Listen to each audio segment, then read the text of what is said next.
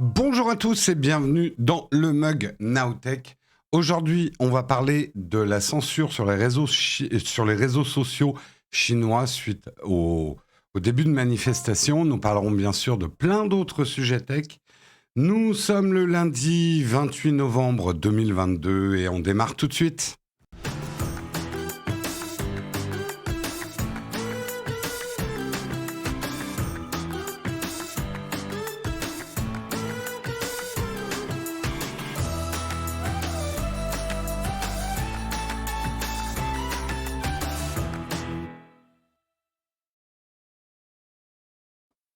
Bonjour à tous, j'espère que vous allez bien, j'espère que vous avez passé un bon week-end. Comment allez-vous tous? Comment vous allez? On laisse un peu les gens arriver parce que j'ai démarré un petit peu tard le stream. Comment vous allez bien? Salut Régis oui, salut l'atelier de Sonja, salut Letty, salut Gis Salvatore, salut Chloé, salut Baron Marutan, salut Lulu Simpson, salut Oxymore. Salut Electribe, salut Mikoto, salut Yves. Bon, écoute, moi, ça va. Bonjour Patrick Chirac. Salut Jade, salut Nali Eric. Le compresseur a été augmenté. Comment ça? Rhume de saison. Ouais, c'est un peu la saison des rhumes. Ton week-end commence aujourd'hui. Bah écoute, bon week-end de semaine alors. À toi, Wendigo. Comment ça, la compression? La modération, vous constatez un problème avec le micro? Ne répondez pas dans le chat, s'il vous plaît. Qu'on n'ait pas trop de remarques sur le micro. Est-ce que la modération peut me dire dans l'oreillette s'il y a un problème au niveau du micro? Comme Guillaume a touché des trucs quand on a fait le stream Black Friday, c'est pas comme d'habitude. Bon, écoutez, on va garder comme ça. Je sais pas ce qui aurait été touché. Ah, attendez. Non, c'est bon normalement. La modération, c'est audible, enfin, c'est juste un son un petit peu différent. Parce que honnêtement, très difficile de savoir quels sont les réglages que Guillaume aurait fait sur le micro.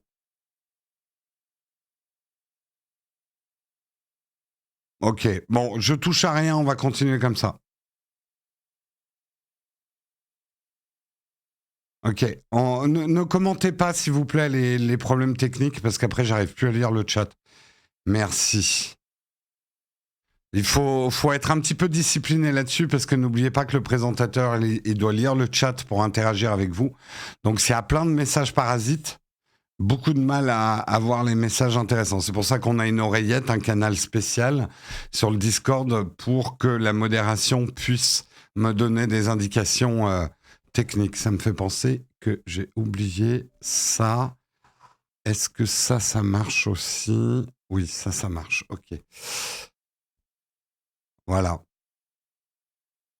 Après, j'ai un léger chat dans la gorge. Il y a peut-être ça aussi. C'est pas impossible. Pas impossible. Bon, je vous propose qu'on regarde les messages du jour. Je voudrais juste rectifier un truc sur cette caméra-là que je trouvais un peu basse. Ouais, ça ira à peu près. Je suis un tout petit peu casquette. Attendez, je vais me baisser un tout petit peu. Voilà. Hop.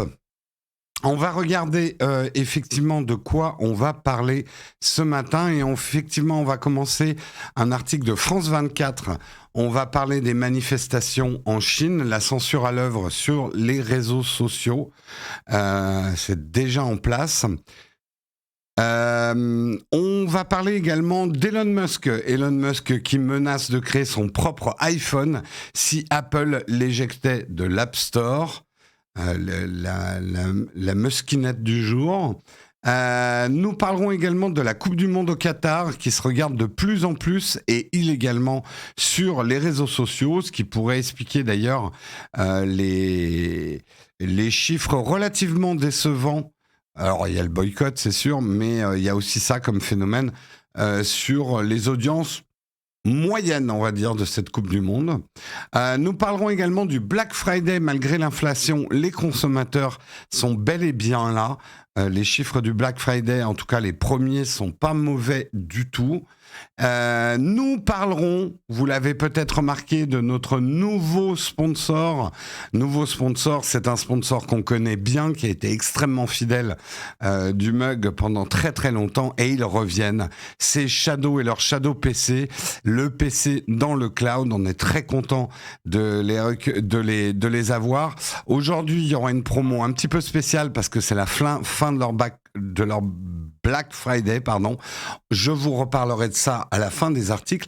Et nous aurons ensuite une tartine où on parlera de la réaction du JDG. JDG, Zerator, Amin Kameto, Twitch est-il vraiment divisé? Est-ce que les communautés Twitch sont vraiment divisées et est-ce que c'est grave? Ça sera notre grand débat dans la tartine. Voilà pour le programme du jour. J'espère qu'il vous va. J'en ai pas d'autres. Et on lance tout de suite le Kawa.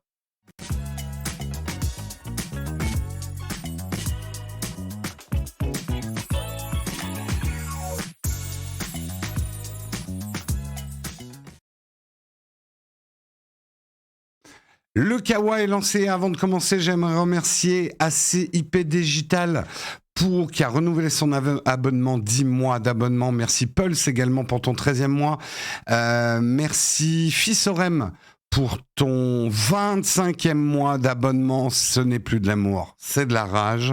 Merci Belette Folle pour ton 2e mois d'abonnement. Merci Netaro pour ton Prime qui était il y a 13 heures, mais on t'en remercie énormément. Merci beaucoup aux contributeurs du matin qui essayent de pousser le train de la hype. Va-t-il démarrer ce matin ? Le suspense. Là où il n'y a pas de suspense, c'est pas de surprise, c'est effectivement en Chine, sans transition, ou en tout cas transition maladroite, mais transition faite et assumée. Après les manifestations d'une ampleur inédite en Chine, la censure est à l'œuvre, donc un article de France 24. La censure des autorités était à l'œuvre ce lundi 28 novembre en Chine pour effacer toute trace de la vague de manifestations survenue la veille contre les restrictions sanitaires et pour plus de liberté. Des rassemblements d'une ampleur inédite depuis des décennies.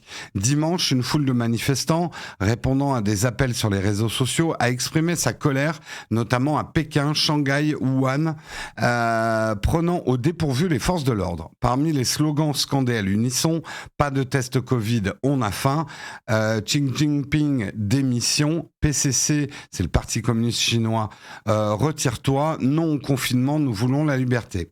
Par son étendue sur le territoire, la mobilisation dont le nombre total des participants est difficile à vérifier, semble la plus importante depuis les émeutes pro-démocratie en 1989. Souvenez-vous dans vos livres d'histoire, la place Tiananmen, la fameuse photo des 3 chars avec le manifestant qui bloquait les chars, tout le monde connaît cette image, et les émeutes pro-démocratie en 1989, étouffées par le gouvernement chinois. C'est le point d'orgue, ce qui s'est passé depuis 2-3 jours, d'une grogne populaire qui n'a cessé de monter ces derniers mois en Chine. La semaine dernière, on parlait des premières manifestations dans les usines d'iPhone en Chine, enfin les usines de Foxconn, effectivement, où les ouvriers étaient enfermés dans l'usine et la grogne a commencé, la répression a commencé. Ça s'est étalé, effectivement. La Chine est l'un des derniers pays au monde à appliquer une stricte politique zéro Covid, des règles extrêmement dures, zéro Covid, rien à voir quand même avec nos confinements. Quand j'en vois certains qui comparent ce qu'on a vécu pendant nos confinements et ce que vivent les Chinois, il faut raison garder, les gars. Bref, cela implique des confinements à répétition et des tests PCR quasi quotidiens de la population. Il y a même beaucoup plus grave, c'est-à-dire que quand vous êtes confiné en Chine, vous pouvez même pas sortir acheter à manger. Les livraisons sont interdites. Donc, littéralement, il y a des gens, je dirais pas qu'ils crèvent de faim, mais il y a quand même des très très gros problèmes. Bon, on en reparlera. Ce qui a mis le plus le feu aux poudres, c'est bien évidemment les premières manifestations dans certaines manufactures, usines, mais également un incendie mortel subvenu à Urumqi, désolé je prononce mal, capitale de la province de Xinjiang au nord-ouest, qui a catalysé la colère de nombre de Chinois, certains accusant les restrictions sanitaires d'avoir bloqué le travail des secours. Il y a eu 10 morts dans cet incendie et beaucoup disent que les morts auraient été évitées si les pompiers avaient pu arriver à temps, mais comme le quartier était bloqué par le Covid, etc. Donc il n'en faut pas plus pour, sans mauvais jeu de mots, mettre le feu au baril de poudre. Sur les réseaux chinois, et c'est là où ça devient tech, sur les réseaux sociaux chinois, toute information concernant les manifestations semblait avoir été effacée lundi matin sur la plateforme Weibo, sorte de Twitter chinois. Les recherches rivière Luangma et route Urumqi, deux des lieux de protestation la veille, ne donnaient aucun résultat lié à la mobilisation.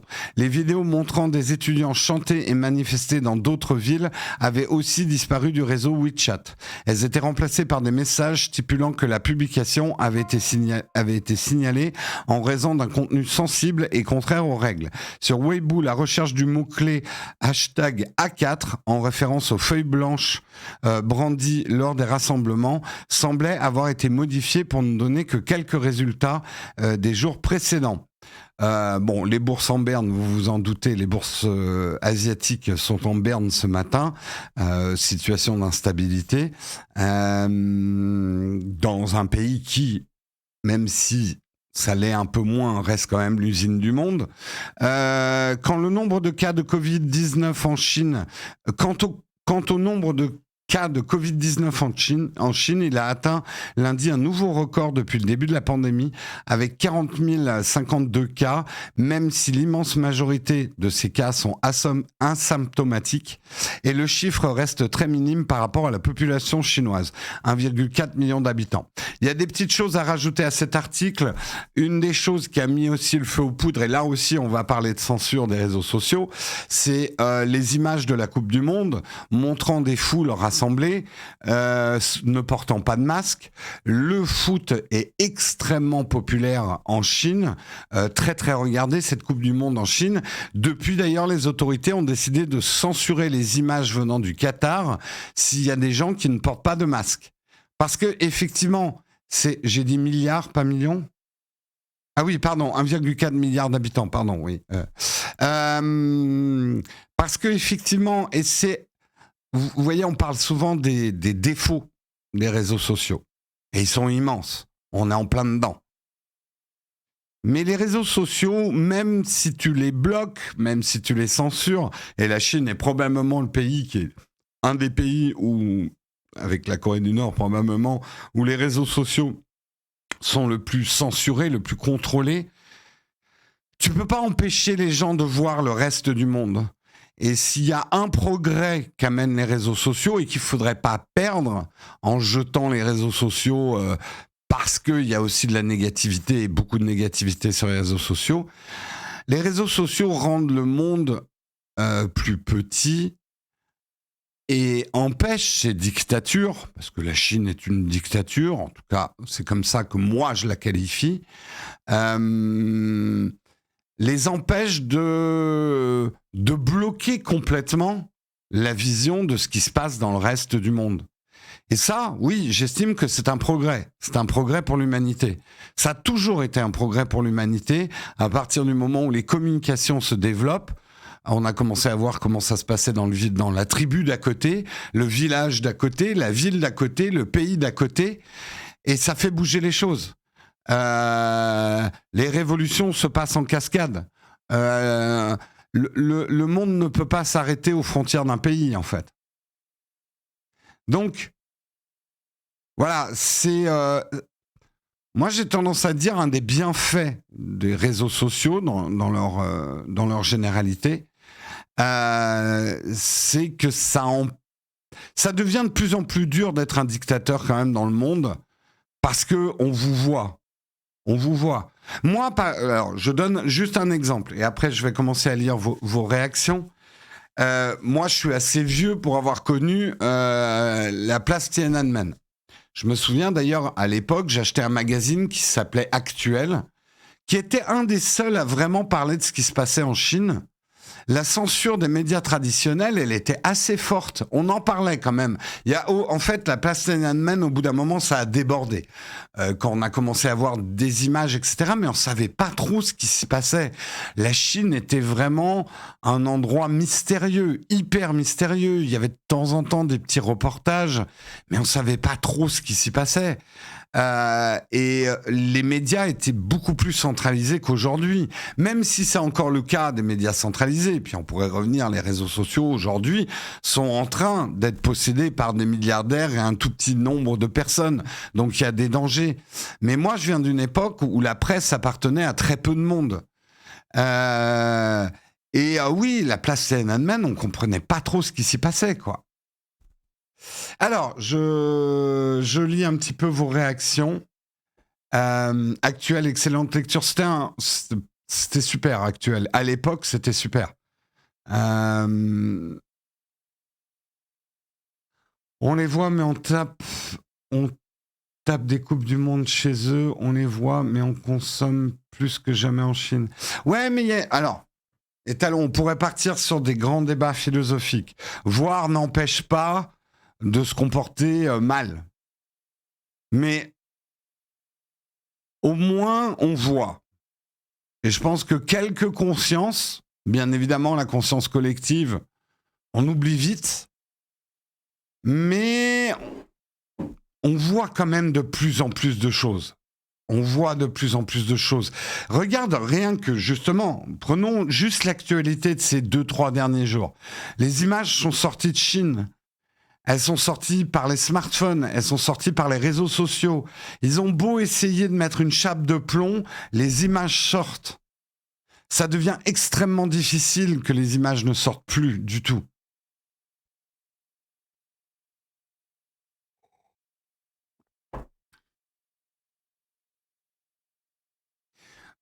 Là où je suis pas d'accord avec vous, bien évidemment, on n'a pas... Enfin, ça me paraît une évidence, mais on n'a pas encore basculé dans un monde idéal.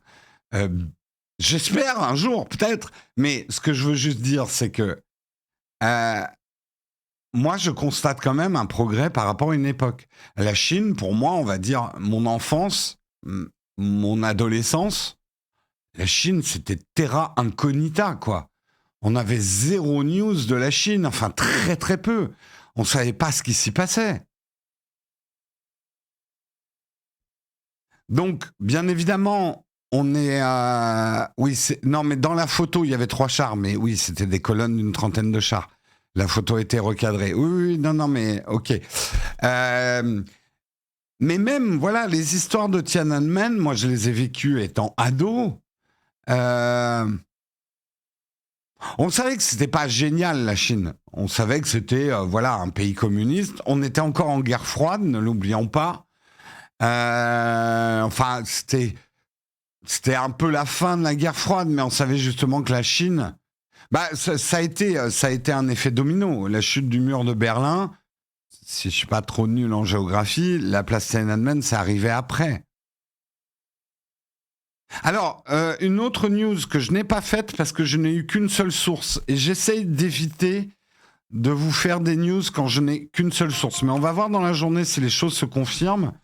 Il y avait un article sur le fait qu'effectivement, Apple aurait changé le fonctionnement de AirDrop en Chine. Marion, vous avez fait un article sur l'utilité d'AirDrop dans les manifestations chinoises actuellement, que les Chinois s'en servaient effectivement comme réseau social non contrôlé. Et a priori, Apple serait en train de changer le fonctionnement, probablement sous la pression du gouvernement chinois. Donc si c'est le cas, bad buzz pour Apple. Mais j'attends que ça soit confirmé. Berlin, c'est en novembre 89, c'est avant la chute du mur. Ok, bon, en tout cas, il y avait des dominos chancelants à l'époque.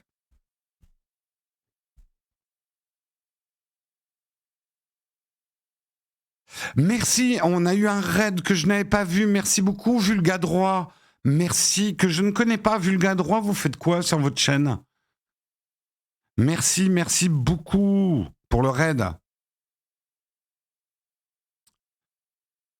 Vulgadroit, j'imagine que c'est de la vulgarisation du droit, ce qui promet d'être assez intéressant. C'est la même année 89, chute du mur de Berlin et place Tiananmen, ouais.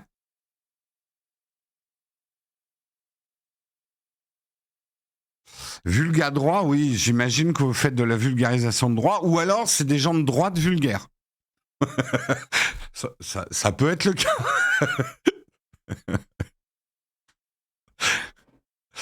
Et qu'ils ont vachement abrégé leur nom de chaîne.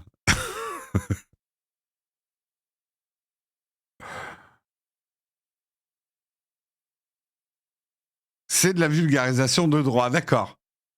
Très bien, très bien. Bah, super intéressant. On ira jeter un coup d'œil. Je vous invite la communauté à aller voir effectivement le contenu de Vulgadroit et grand merci pour le raid. Aujourd'hui, vous parliez du Conseil d'État. Super intéressant. Super intéressant. Et on est rassuré que vous ne soyez pas des gens vulgaires de droite. Ça, c'est mon domaine à moi. De droite et vulgaire, c'est mon territoire, ça.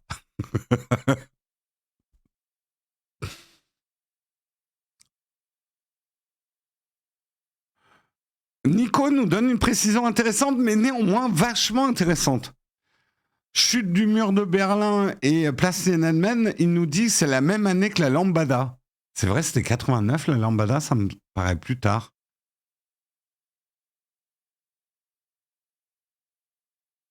Pendant que le monde dansait la Lambada, les murs tombaient et la Chine crisait. Flonflon se régale.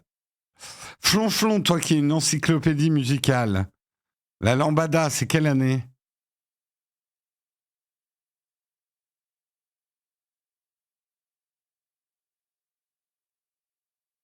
Vous êtes valides et légitimes, les gens de droite qui font du stream. Bah, on devient des rebelles, hein, presque.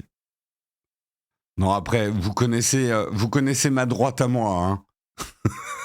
elle va pas très droit, ma droite à moi. Ouais, c'est 89.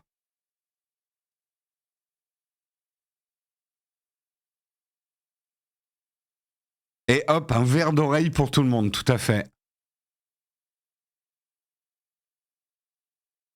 Été 89 est sponsorisé par Orangina. Non, mais c'est intéressant. Historiquement, je trouve ça paraît trivial, mais que la même année que la chute du mur de Berlin et les manifestations de la place Tiananmen, il y a eu la lambada, ça veut dire quelque chose de notre civilisation. Quoi, je sais pas, mais ça veut dire quelque chose.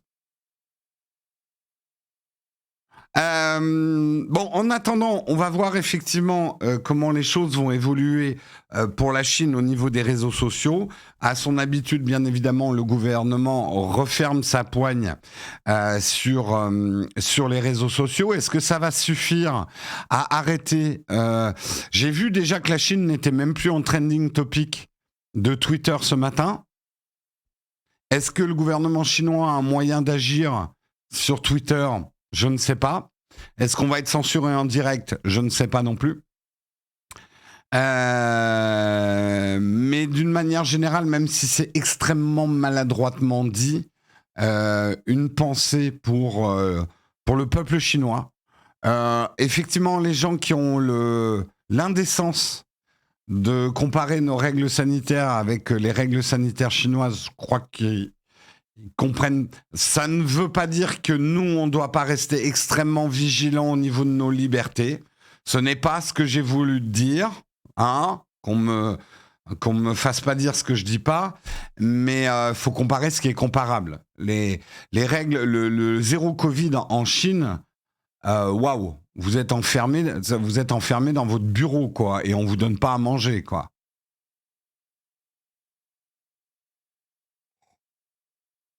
Donc, il faut comparer ce qui est comparable. Après, toute lutte pour la liberté est importante. Voilà, pour dire les choses.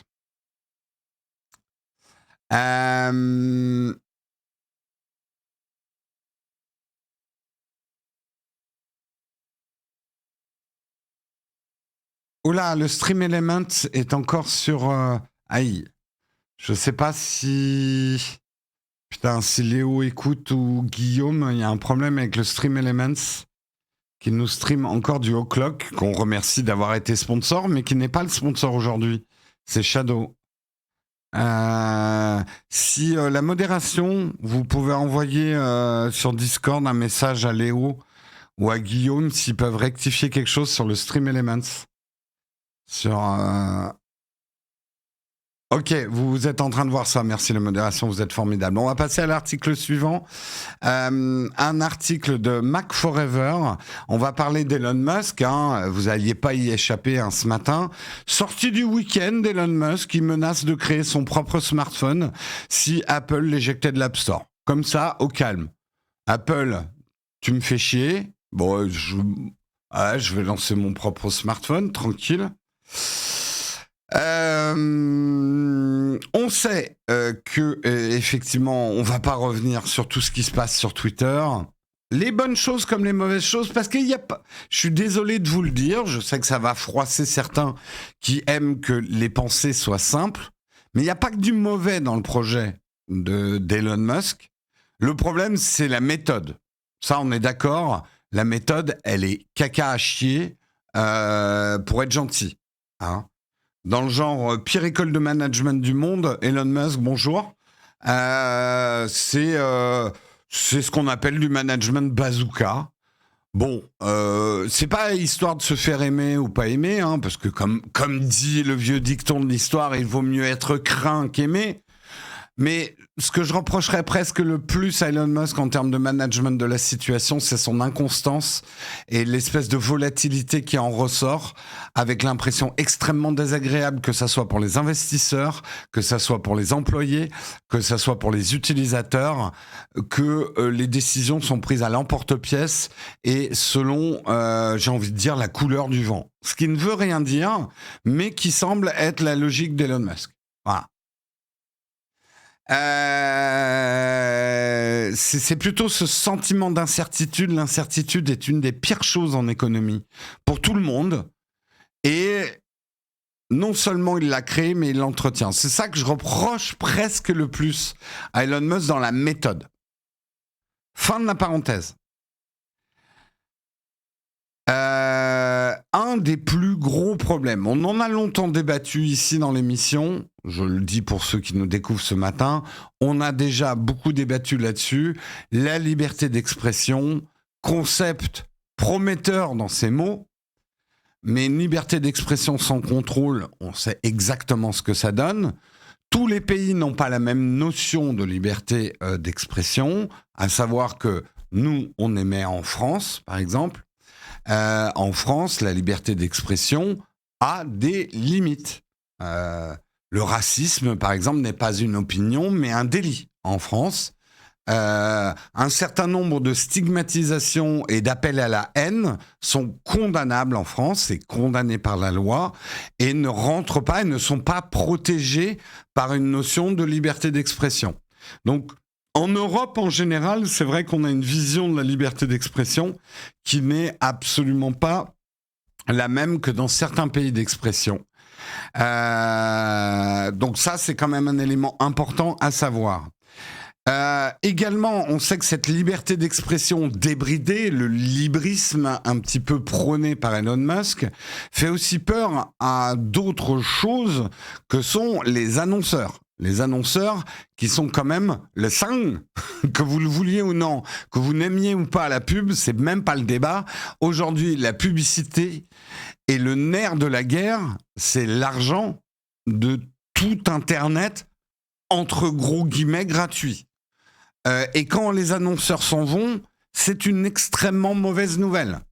Une troisième mauvaise nouvelle, c'est quand les plateformes technologiques qui vous permettent d'avoir un réseau social s'éloignent. Et c'est ce qui se passe. C'est qu'on a vu d'ailleurs que Phil Schiller, responsable de l'App Store chez Apple, avait désactivé son compte Twitter. Un certain nombre de signes, c'est même pas de la rumeur, c'est des spéculations actuellement, mais un certain nombre de rumeurs tendraient à dire que effectivement Apple, Google, Facebook, enfin surtout Apple et Google qui ont des stores, on va rester là-dessus, Apple et Google sont en train de se poser des questions sur Twitter. Le gros problème étant qu'un réseau social qui à la fois va dire liberté d'expression pour tous, on enlève tous les bâillons, tous ceux qui avaient été censurés par Twitter old school, on enlève les bâillons, laissons le monde et les ordures comme les gentils s'exprimer. Allez, tout le monde s'exprime, let's go, Vox Populi et tout le tralala.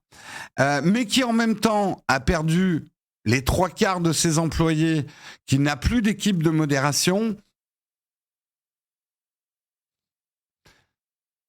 J'ai un peu la vision de Twitter actuellement comme un baril de poudre avec Elon Musk, avec un briquet Bic dans la main, qui fait tchic, tchic, tchic, tchic. Vous voyez, c'est un petit peu ce qui se passe. Je ne serais absolument pas surpris, à titre personnel, qu'il y ait un gros problème avec Twitter dans les jours, les semaines, voire les mois à venir. On a déjà vu, on est passé très très proche de la catastrophe avec l'histoire des comptes payants. Certaines entreprises ont perdu énormément d'argent en quelques jours. C'est quoi son but ? Je pense qu'un des problèmes d'Elon Musk actuellement, je pense qu'il a un plan. Mais en fait, le gros problème d'Elon Musk, c'est qu'il y a plusieurs plans dans sa tête. Et il y a plusieurs buts en même temps qui s'entrechoquent. C'est un peu le problème. Donc, je ne pense pas que la vision soit si claire que ça. Donc, aujourd'hui, effectivement, Twitter est un baril de poudre, ce qui pourrait effrayer énormément Apple et Google. Du coup, quelqu'un a posé la question, et je reviens dans l'article, a posé la question suggérant qu'Apple et Google pourraient supprimer l'app dans l'App Store. Il a rétorqué tout de go, je ne pense pas qu'on en arrive là, mais oui, s'il n'y avait pas d'autre choix, je ferais un téléphone alternatif. Un moyen de rappeler à Apple que l'entrepreneur a aussi des armes pour développer des produits révolutionnaires. PayPal, Tesla ou encore SpaceX sont là pour le démontrer. Donc, en gros, il dit, si je suis kické des stores, j'ouvre mes propres téléphones. Je fais les Musk phones, comme on dit. L'arrivée d'un Musk phone paraît aussi peu probable qu'une sortie de Twitter de l'App Store. C'est vrai que c'est quand même pas très probable que tout ça arrive. Mais qu'il y a des inquiétudes. Est-ce que Elon Musk pourrait créer un compétiteur aussi fort qu'Android ou iOS ? Est-ce qu'il y a une troisième place dans le monde des smartphones ? Il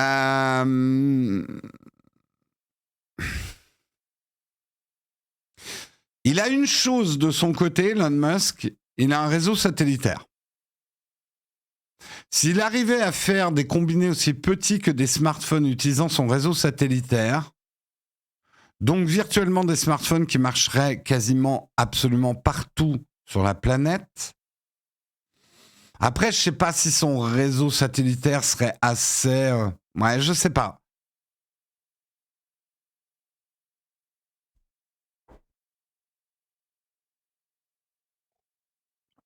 C'est compliqué quand même. Rome ne s'est pas fait en un jour. Que ça soit côté Apple ou côté Google, les smartphones ont mis un certain temps quand même à s'implanter. Ça se fait pas d'un claquement de doigts. Après, j'y vois une petite fenêtre de tir pour Elon Musk en lançant l'espèce de libre expression phone qui ne passe même pas par les réseaux traditionnels, tout passe par mes satellites à moi, Elon Musk, vous m'appartenez. Non, c'est un peu la contradiction dans le plan d'Elon Musk. Tout le monde est libre de dire ce qu'il veut tant que c'est chez moi. C'est un petit peu ça quand même.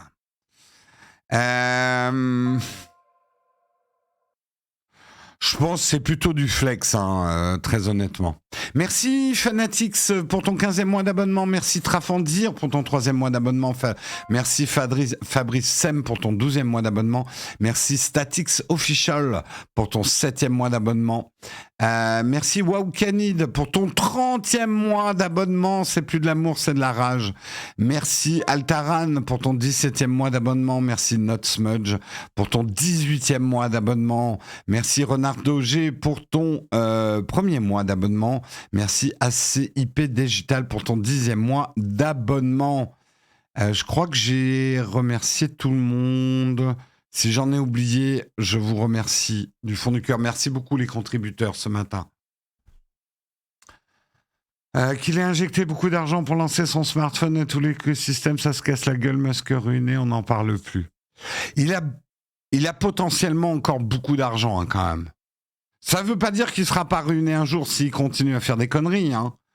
Mais disons, alors, encore une fois, qu'est-ce qu'un homme riche de nos jours ? Qu'est-ce que l'homme le plus riche du monde ? C'est quelqu'un qui est évalué le plus riche du monde, c'est-à-dire qu'il possède un certain nombre d'actions, d'actifs, comme on appelle. Ça ne veut pas dire que ces milliards sont dans un grand coffre dans lequel ils se baignent comme oncle Picsou. C'est pas comme ça que ça se passe aujourd'hui, à ce niveau-là de richesse. Alors, je doute pas qu'il est... Enfin, je veux dire, vous mettez pas $1 milliard sur un livret A. Hein, déjà, voilà. Hein, vous mettez pas, même 1 million, ça se met pas sur un compte courant. En fait, il a beaucoup d'actions. Donc, il y a deux choses qui peuvent ruiner Elon Musk dans l'absolu. La dévaluation de toutes ses actions ou des dépenses inconsidérées en revendant des actions et un cumul de conneries.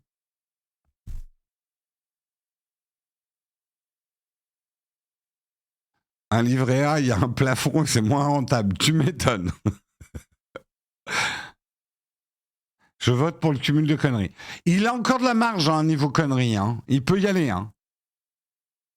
Oui, tu mets même pas 50 000 € sur un livret A, oui. Il a quand même un beau petit PEL. Non, même pas. PER peut-être.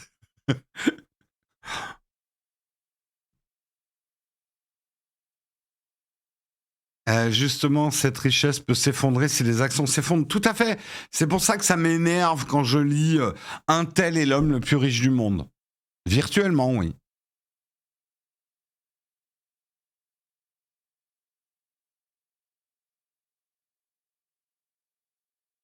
Quand on est riche, ça ne s'arrête jamais. Quand on est pauvre, c'est pareil. Ah, si j'étais riche. Dans l'absolu, oui. Enfin, il y a un phénomène indéniable, c'est que tu peux créer beaucoup d'argent quand tu as beaucoup d'argent. Ne serait-ce qu'en plaçant ton argent, tu génères de l'argent. Donc oui, les riches s'enrichissent de plus en plus. C'est une réalité, c'est un fait. Hein. Tu fais plus facilement de l'argent quand tu as de l'argent que quand t'en as pas.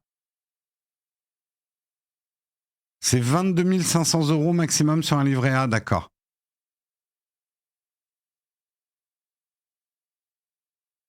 Après, je pense effectivement, bon, là, très difficile ce ne sont que des pronostics sur Elon Musk. Je pense d'abord qu'il a un rapport à l'argent qui n'est pas le même que beaucoup de gens. Je dirais pas qu'il s'en fout.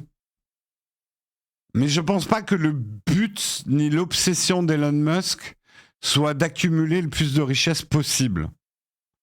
C'est pas... Beaucoup disent qu'une des obsessions d'Elon Musk depuis qu'il est enfant, et c'est quelque chose qu'il répète beaucoup à son entourage, l'obsession d'Elon Musk, c'est de sauver le monde depuis qu'il est tout petit. Le problème aujourd'hui, c'est qu'on se demande si sa vision de sauver le monde n'est pas au détriment du monde lui-même.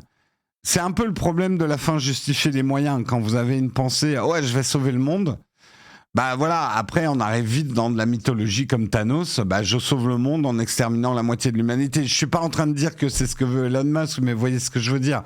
C'est qu'à partir du moment où tu commences à avoir une conviction aveugle d'une mission, et que tu sais que cette mission va être impopulaire, tu te dis que la fin justifie les moyens. Donc c'est un peu dangereux aussi.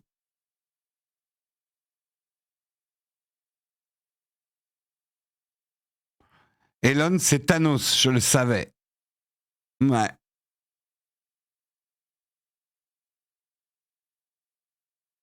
Quand tu es milliardaire, tu n'as plus le goût des choses.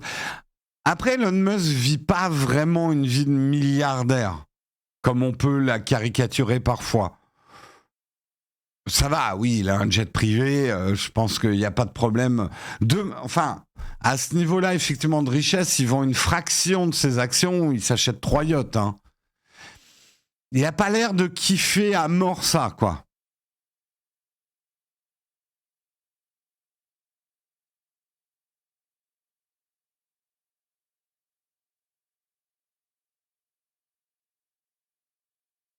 Une sorte de pompier pyromane, ce Musk. Je trouve que l'analogie n'est pas mauvaise. En tout cas, il y a quelque chose de très passif-agressif dans l'ensemble des décisions et des prises de parole de Musk qui est inquiétante. Et qu'on n'amène pas sur le tapis le spectre de l'autisme dans lequel serait Elon Musk, parce que tu te fais aider à ce niveau-là. Donc pour moi, c'est impardonnable et ce n'est pas ni une explication ni une excuse. Hein, jamais confondre les deux, hein, les explications et les excuses. On peut comprendre quelque chose sans l'accepter. Et d'ailleurs, il y a beaucoup de choses qu'on devrait essayer de comprendre, mais que ça ne nous passe pas forcément à les accepter. Mais au-delà de ça, c'est absolument pas la première fois qu'Elon Musk... Et le pire ennemi d'Elon Musk, c'est Elon Musk, et c'est sorti. Dans ces cas-là, tu te fais aider, quoi.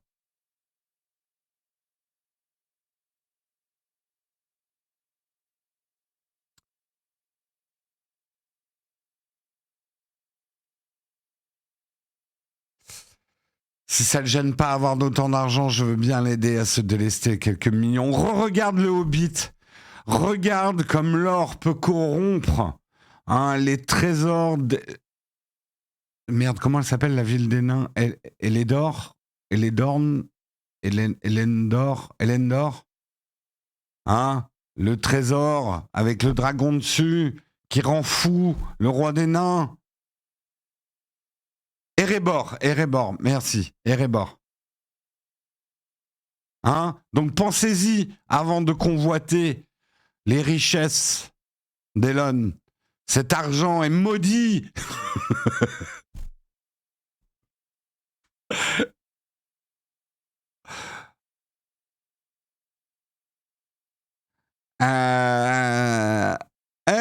Smog Elon Musk,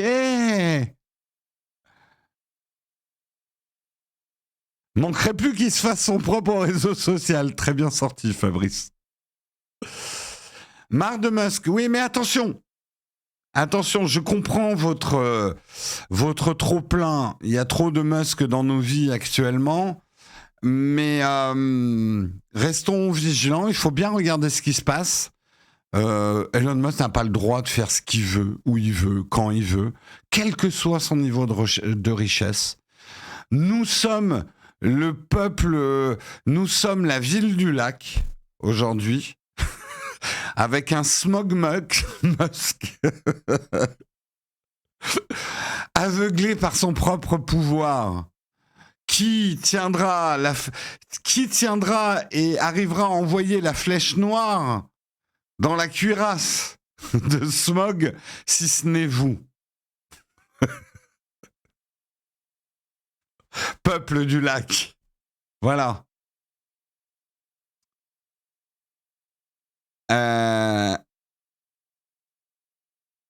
L'avantage avec Elon Musk, c'est qu'il en parle publiquement. Combien de milliardaires s'expriment réellement publiquement?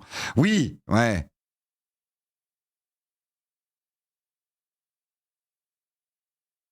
Qui est Bilbon dans l'histoire? Je sais pas Bilbon, mais les bons cons, on sait qui c'est, hein.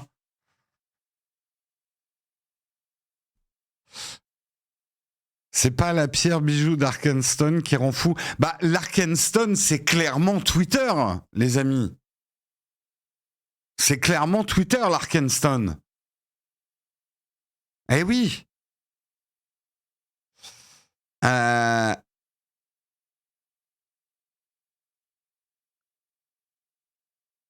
Roswell. Mélangez pas les refs, on va se perdre. Donc Twitter rend fou, on a les preuves. Ouais. Oui, mais en même temps, c'est ce qui rassemble les nains. C'est ça, c'est hyper intéressant, l'analogie avec l'Arkenstone. C'est aussi ce qui rassemble les nains, mais qui rend fou son possesseur. On est parti tellement loin. Là, il y a Oleg, il en peut plus, là. Oleg en PLS. Je sais plus où on en est, là. C'est quoi le sujet? Je sais plus. De quoi on parlait? Ah oui, Elon Musk qui veut faire son propre téléphone.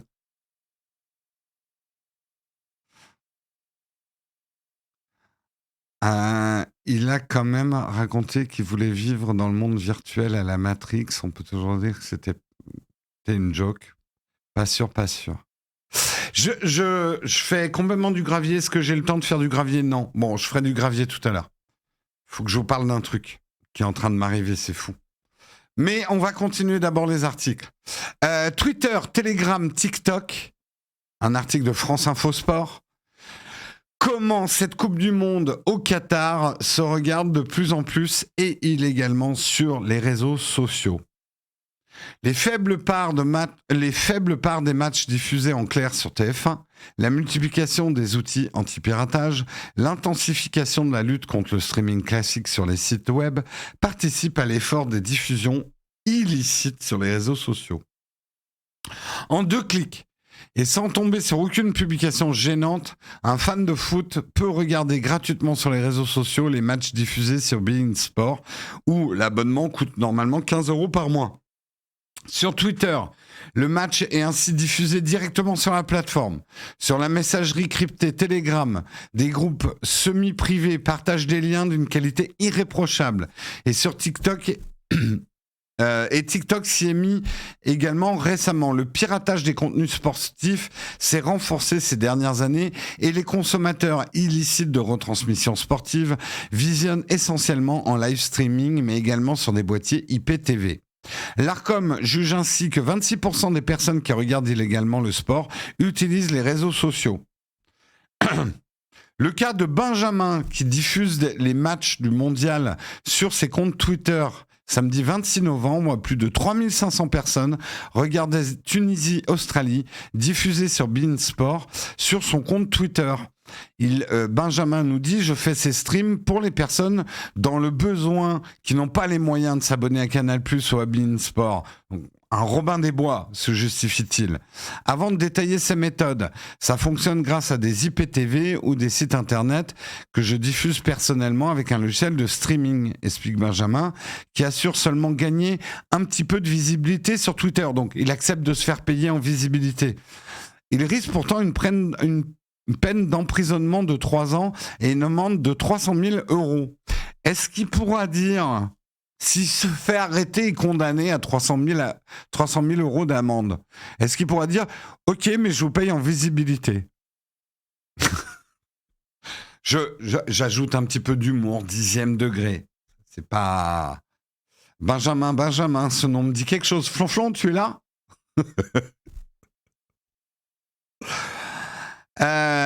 Pascal Le Chevalier, consultant média pour l'agence de conseil What's Hot, note un regain des streamings illégaux depuis le rachat de Twitter par Elon Musk, qui a entraîné une vague de démission du réseau social. Marion, vous en avez parlé, que toute l'équipe qui avait l'air de gérer les contrôles de copyright, elle n'est plus là.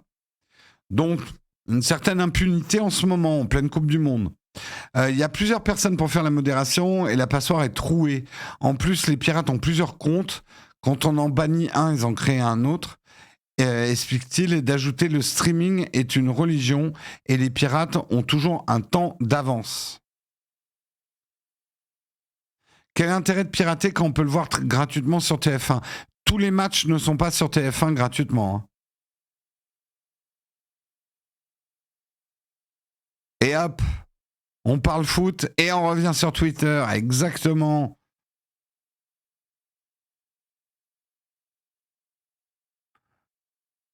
Est-ce que vous... Alors, je vous demande pas... Alors, je vais poser une question plus vaste. Je ne veux pas faire un sondage. On parle comme ça. Je ne vais pas vous demander si vous avez piraté un match de Coupe du Monde.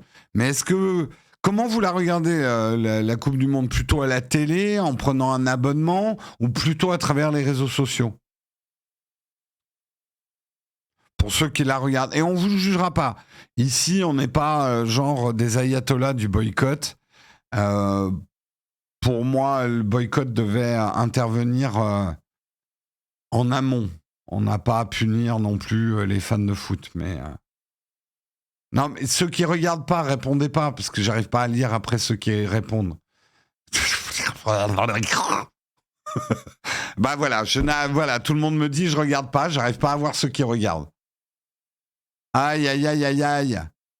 J'aurais dû faire un sondage, ça m'apprendra. Vous êtes trop indisciplinés. IPTV, TF1 streaming, IPTV, match en clair, TF1, streaming qui rediffuse les canaux américains.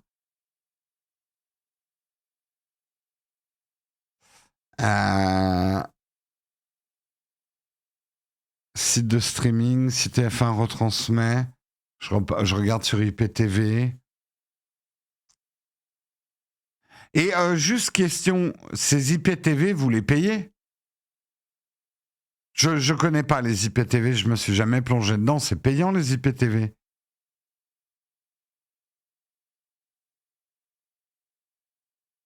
Je regarde que les matchs intéressants. Ouais, c'est payant les IPTV. C'est par abonnement, ouais. Vous n'avez jamais demandé à qui allait l'argent des IPTV? Je fais mon chieur, mais c'est important de se poser la question. Où va votre argent? À la mafia. Bon, au moins, David, c'est clair. Au moins, tu sais où ça va, hein.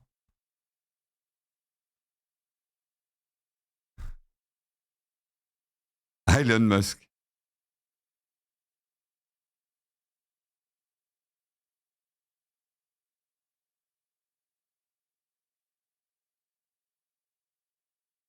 Mais en tout cas, bon, voilà, c'est un vrai phénomène et je pense que ça explique, c'est une des parties.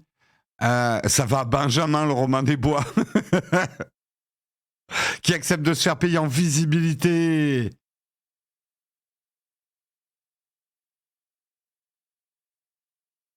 Un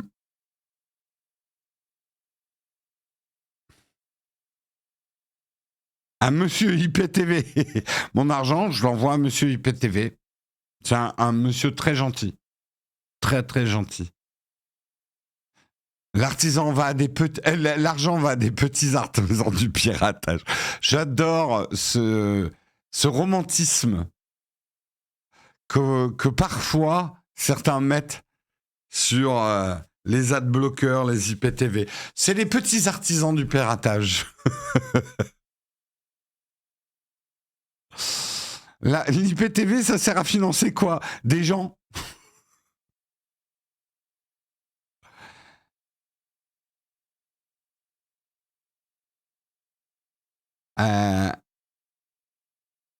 Soyez responsable, prenez des IPTV locales, prenez au moins des IPTV françaises, monsieur.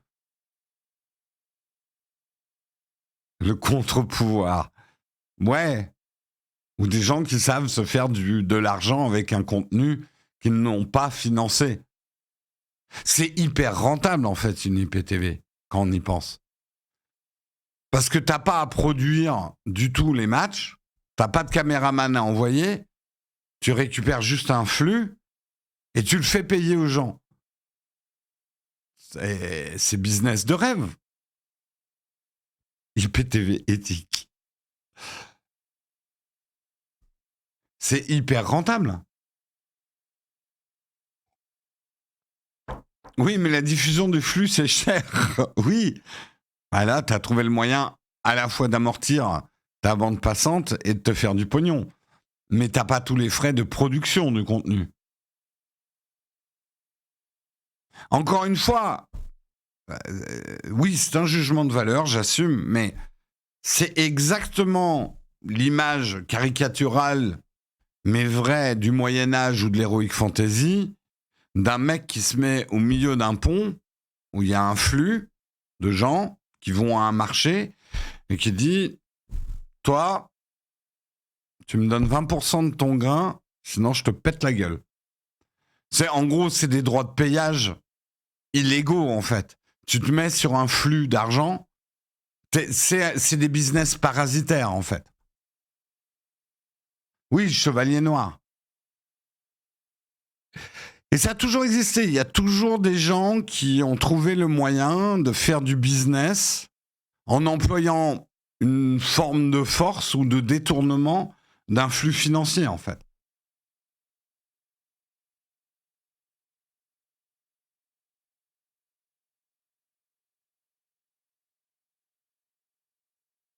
Donc, ils perpétuent une tradition. Ben oui, c'est très bien ce qu'ils font.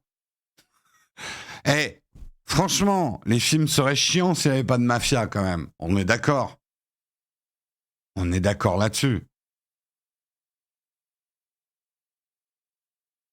Vous imaginez le pan culturel qui s'effondrerait s'il n'y avait plus la mafia?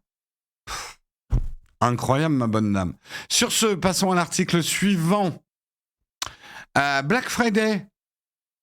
Alors, nous, on a fait une vidéo sur le Black Friday qu'on a sorti vendredi. On a énormément de réactions de gens qui ont dit « Moi, j'achèterai rien au Black Friday. » Ils auront...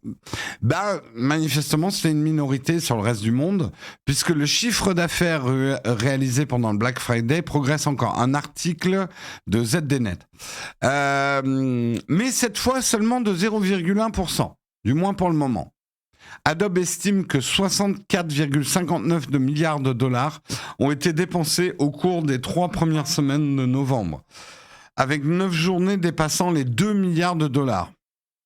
Après le Cyber Monday et d'autres offres promotionnelles, les ventes en ligne devraient continuer d'augmenter. Sur le mois de novembre et de décembre, le total pourrait ainsi dépasser les 209 milliards de dollars, soit une petite hausse de 2,5% par rapport à 2021, et c'est 8,6%. Sans parler de 2020 et son augmentation hyper spectaculaire de 32%. En fait, juste pour résumer les 3-4 dernières années, le confinement a été incroyable au niveau économique pour les business en ligne. Ça a converti pas mal de gens réticents à l'achat en ligne d'acheter enfin en ligne. Et puis ça s'est tassé comme une baleine. Désolé, hein, ce vieux jeu de mots. Mais en tout cas, il y a quand même en période d'inflation cette année, il y a quand même du progrès dans le business en ligne, alors qu'on est en pleine inflation. Inflation, ça veut dire que les ménages devraient consommer moins. Mais non, ils ont quand même consommé au Black Friday, quoi. Au vu de la situation économique actuelle, le ralentissement de la croissance de ce secteur n'a rien de surprenant. Les professionnels du secteur doivent tout de même être rassurés de voir que cette période n'est pas négative, en fait. La tendance actuelle montre simplement que rien n'est acquis et les habitudes de consommation sont loin d'être figées. La croissance a ses limites et même si cette année encore les chiffres le montrent, ça ne devrait pas durer éternellement aux États-Unis. L'inflation est pour le moment en partie compensée par le faible taux de chômage. En tout cas aux États-Unis. Cet automne, les consommateurs sont donc encore assez confiants pour dépenser. Donc, c'est là. Alors, je sais qu'une tonne de gens dans les commentaires vont dire non, moi, je consomme beaucoup moins. Mais sachez quand même que, manifestement, d'après ces chiffres de Black Friday, malgré l'angoisse mondiale actuelle, les gens ont pas mal consommé.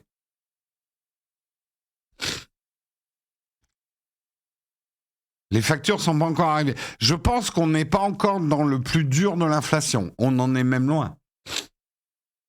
Je pense que 2023, en tout cas, si un certain nombre de choses continuent, comme la guerre en Ukraine et tout ce qui en découle continue, je pense que 2023 sera beaucoup plus dur que 2022 au niveau inflation.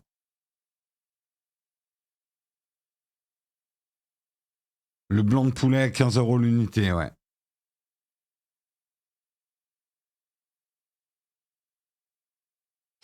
Jérôme, ça ne veut pas dire que beaucoup de ménages ont consommé. Ça peut être une minorité de ménages très riches qui ont consommé. Oui, oui, c'est pas faux. Statistiquement, ce que tu dis, tu as raison. On n'a pas le nombre de consommateurs, on a la masse d'argent dépensé.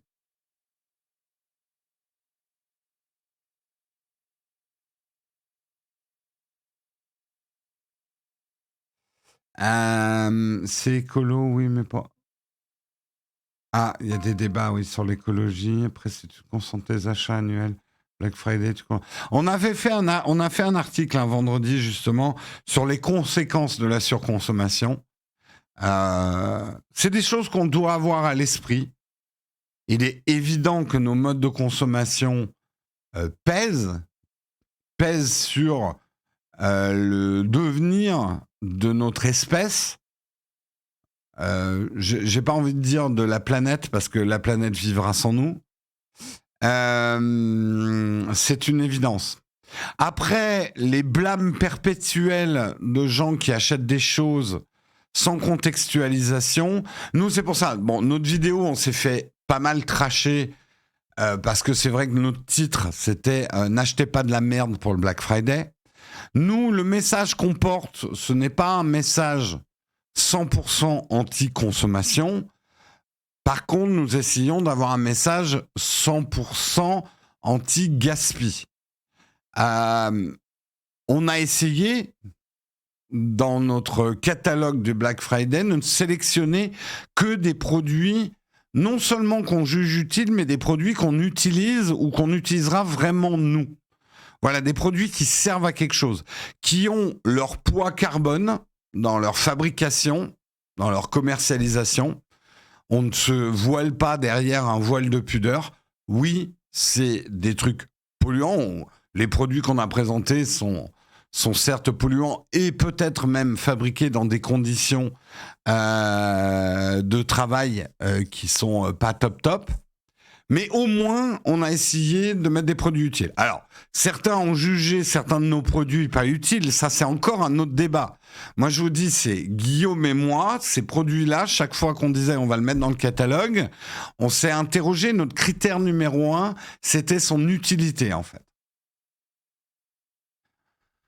Parce que, alors, Guillaume s'exprimera lui-même là-dessus, je veux pas voler sa parole. Moi, je ne suis pas pour un arrêt de la consommation, je suis pour une consommation beaucoup plus raisonnée. Je ne crois pas non plus à la croissance verte, c'est un concept libéral qui marchera jamais. On ne peut pas maintenir notre niveau de consommation et sauver notre espèce de l'extinction. Si on maintient ce niveau de consommation, on est foutu. C'est clair. Pour moi, il faut qu'on le réduise. Mais pas au point de l'arrêter. C'est clair.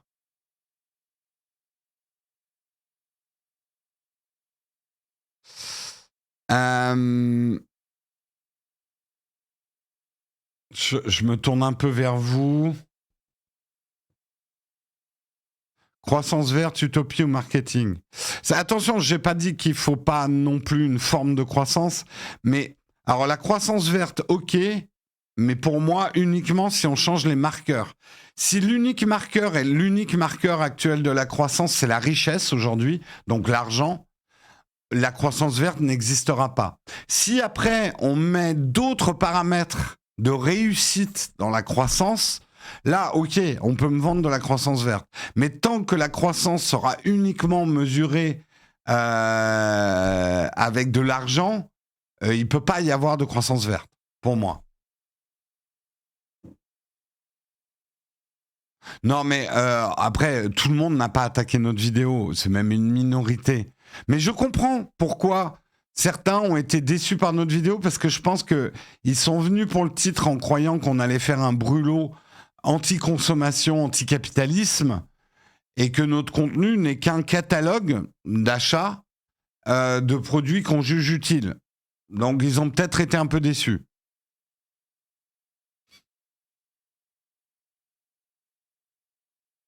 Oui, mais le distributeur de croquettes qui ressemble à des toilettes en inox de TGV, c'était nécessaire. Alors, Oleg, quand même, les gens qui ont dit oui, le distributeur d'eau pour les chats, le distributeur de croquettes, vraiment truc inutile, je pense qu'il y a plusieurs catégories. D'abord, je pense qu'il y a des gens qui n'ont pas d'animaux qui ne peuvent pas comprendre.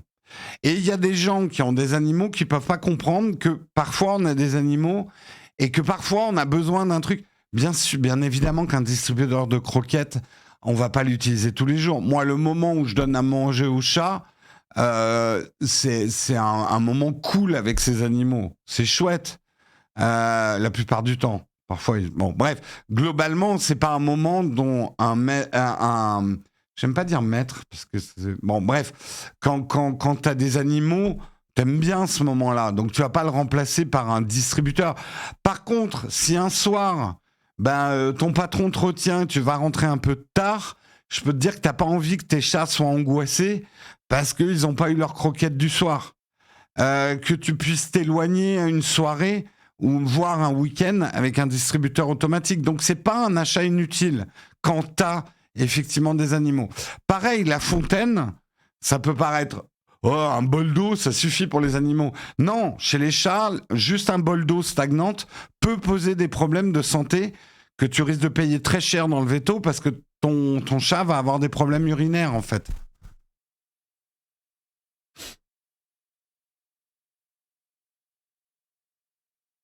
Donc, mais après, je comprends. Je pense qu'il y a une dizaine d'années, tu m'aurais dit, ouais, un distributeur de croquettes, bonjour, le truc utile.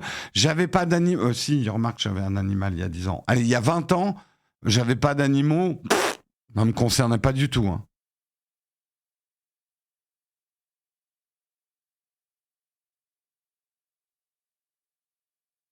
Donc, voilà, si, c'est des produits utiles pour des gens qui ont des animaux. Et qui n'ont pas. Alors, il y en a qui m'ont écrit ouais, mais quand t'as des animaux, tu prends tes responsabilités, tu rentres le soir pour donner à manger, sinon tu prends pas des animaux. Bah, écoute, tant mieux si toi ta vie elle est aussi souple que ça. Et plein de gens, oui, mais parfois. Moi, je suis bloqué au boulot parce qu'il faut que je termine une vidéo. Je suis rassuré de pouvoir donner à manger à mes chats à distance, oui. Voilà.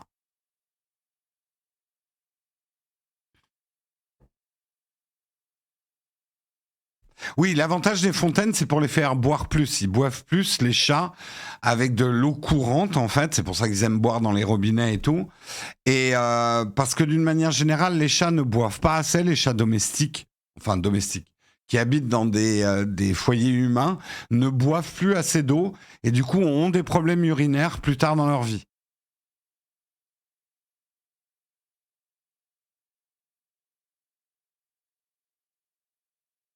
Oui, non, mais c'est exactement ça, Tsiki. C'est les mêmes personnes qui vont te dire tu fais pas d'enfants si c'est pour les donner à une nourrice. Hein? Salaud.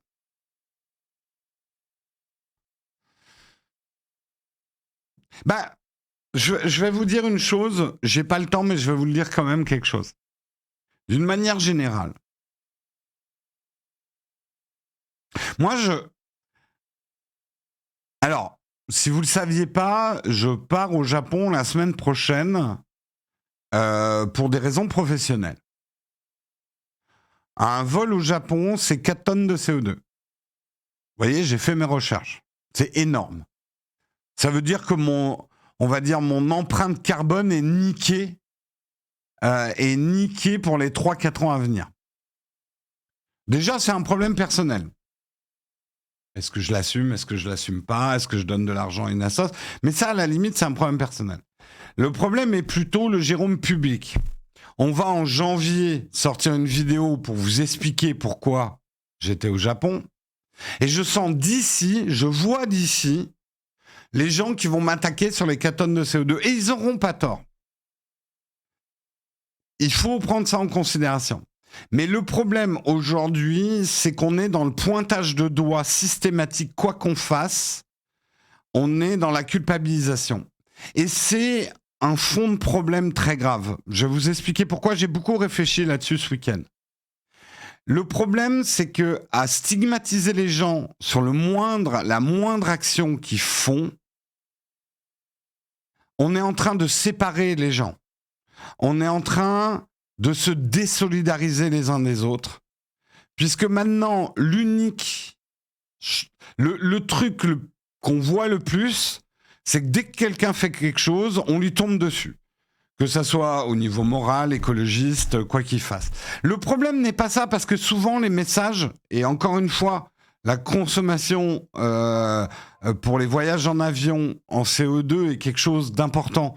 Et le message doit passer. On doit réduire effectivement notre empreinte. Donc le message est bon. Mais à stigmatiser automatiquement toute personne, un espèce d'ayatolisme de la fin justifie les moyens pour faire passer un message écologiste, tu vas créer un problème, c'est que ces problèmes-là, et c'est une conviction profonde que j'ai, on arrivera à les surmonter, si on y arrive, on arrivera à les surmonter tous ensemble, et certainement pas en se divisant. Et là, tout ce qu'on est en train de créer, c'est des divisions, en fait.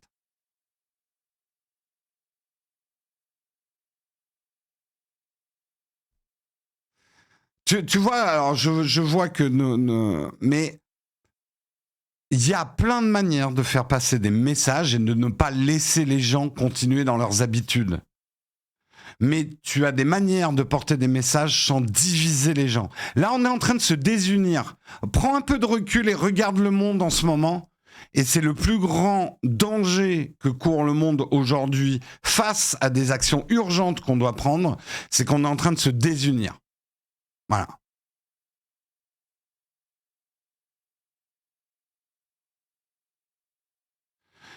Et je parle d'une manière générale, en fait. C'est plus dans l'acte de stigmatiser les personnes dans leurs actes, plutôt que de dépenser son énergie à travailler de manière globale, concertée et solidaire ensemble sur ces problèmes. Pour moi, c'est justement, là aussi, on est dans de la perte d'énergie. Et on les voit, hein, il y a des gens qui passent leur journée à blâmer les autres. C'est devenu leur sport, en fait.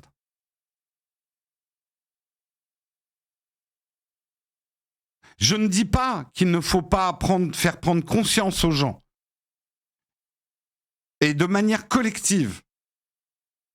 Je trouve ça très bien ce qu'on fait sur les jets privés, l'éveil de la conscience là-dessus. Sur les voyages nécessaires, pas nécessaires. Mais à prendre les gens un par un et en les stigmatisant devant tout le monde, un brûlot populaire, tout ce qu'on fait, c'est diviser les gens. Et tu vois ce qui m'inquiète le plus à Morclofer, tu vois ce qui m'inquiète le plus, c'est que j'entends de plus en plus de gens dire, alors que c'était des gens qui étaient plutôt ralliés à la cause, j'entends de plus en plus de gens avoir des raisonnements de vieux cons, genre, de toute façon, quoi qu'on fasse, ça ira jamais, donc maintenant j'en ai plus rien à foutre. Je te jure qu'on entend ce message de plus en plus. Donc si le but de stigmatiser les gens polluants, c'était d'améliorer les choses, on est en train de créer un phénomène inverse. Et je suis pas sûr que certains s'en rendent compte.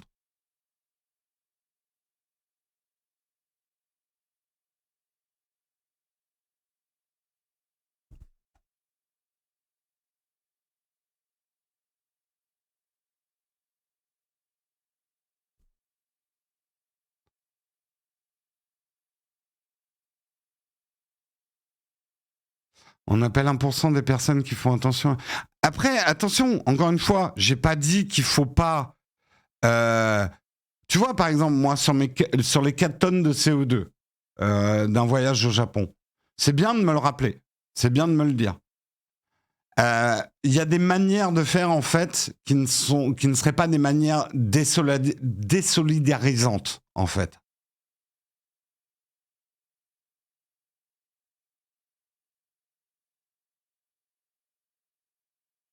Oui, mais alors tu vois, justement, moi, la question, je vais payer ma compensation carbone. Mais d'abord, je vais le faire d'une manière, justement, j'en arrive au point. Si dans ma vidéo, je dis, bon, j'ai dépensé 4 tonnes de CO2, je prends l'avion pour aller au Japon. je vais payer ma compensation carbone. La première réaction des gens vont être greenwashing. Greenwashing, tu vas planter des arbres. Donc, ok, d'accord. Donc là, je suis en train de chercher une assoce qui ne plante pas des arbres. Parce que je suis d'accord que la plantation d'arbres, c'est généralement très greenwashing. Ok ? Je vais choisir une assoce. Qu'est-ce qui va se passer ? On l'a déjà vu. Tu choisis une assoce. Ah non, t'as pas choisi la bonne. Voilà. C'est un peu le problème.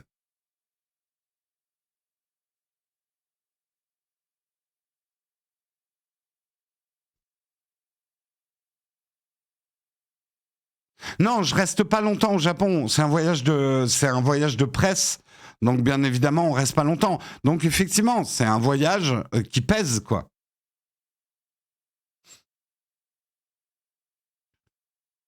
Tu vois, le problème, c'est qu'en fait, quoi qu'on fasse, ça n'ira pas.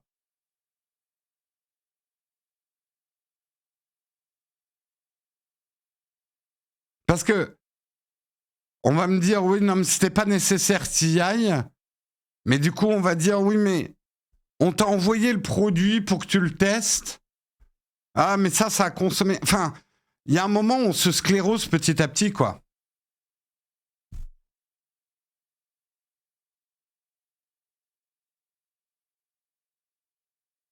En fait, encore une fois, je sais que c'est difficile d'être clair là-dessus. Je pense qu'il est hyper important qu'on apporte ce message. Tu vois, je sais pas si à 15 ans, j'aurais eu cette réflexion sur mon empreinte écologique d'un voyage de presse. C'est important que j'ai cette réflexion et que je la prenne en considération. Mais attention à ne pas diviser les gens. C'est hyper important ça. On y arrivera par solidarité à résoudre ces problèmes et certainement pas en stigmatisant les gens parce qu'au bout d'un moment, on va se manger nos propres pieds en fait.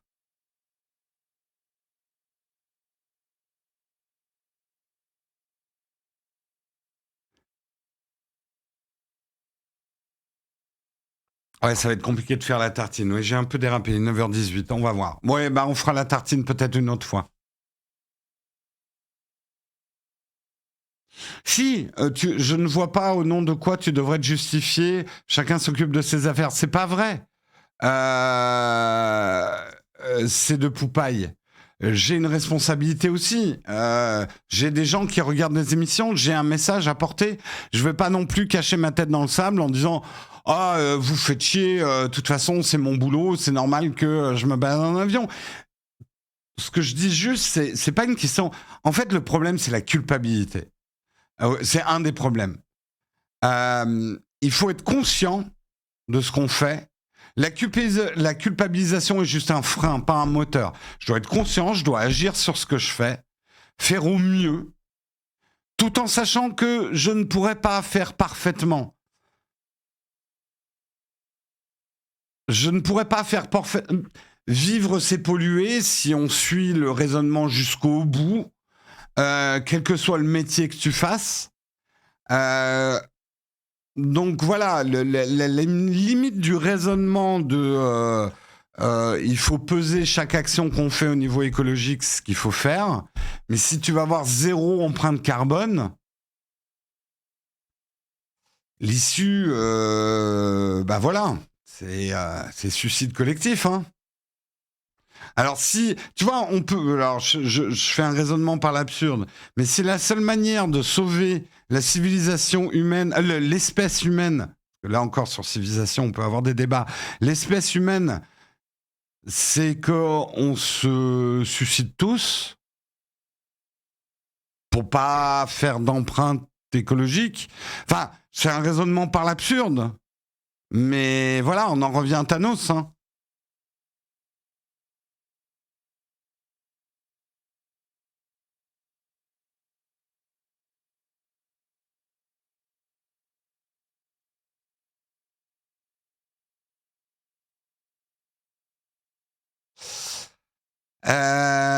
Et encore un cadavre émet du CO2.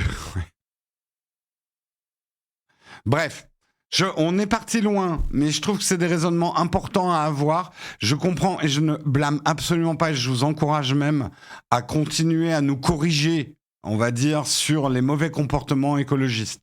Mais attention dans la manière de le faire. Le blâme systématique sans apporter de solution divise les gens et va créer plus de mal que de bien, en fait. C'est tout ce que je dis, en fait.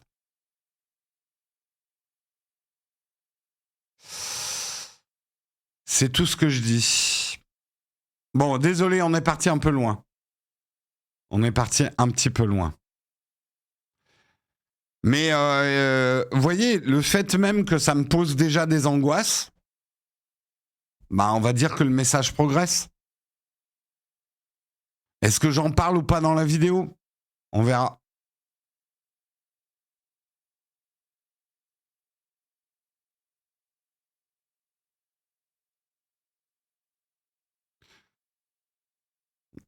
C'est pour ça, mon claffeur, je m'en suis pas pris à ton message du tout, et tu as tout à fait raison. Nos émissions individuelles, on doit les réduire effectivement à 2 tonnes de CO2 par an. Là, rien qu'avec ce voyage de presse, je prends 2 ans d'empreinte carbone dans les dents pour une semaine. Ça fait réfléchir, ça fait réfléchir. Non, je peux pas vous dire pourquoi je dois partir effectivement au Japon, parce que je suis tenu par non-disclosure, une NDA, mais vous le saurez en janvier, effectivement. Bah, il y a des sites pour calculer calculer la consommation d'un voyage.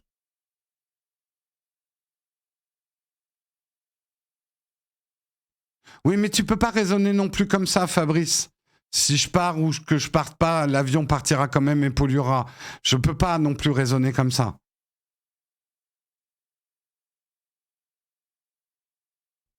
Non, c'est par personne dans l'avion, hein, les 4 tonnes de CO2. Hein.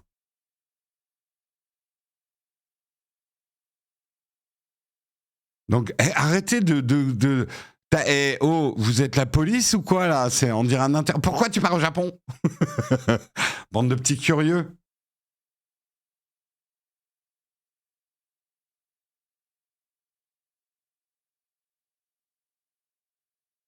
Parce que, oui, on va parler du sponsor, mais je terminerai quand même là-dessus.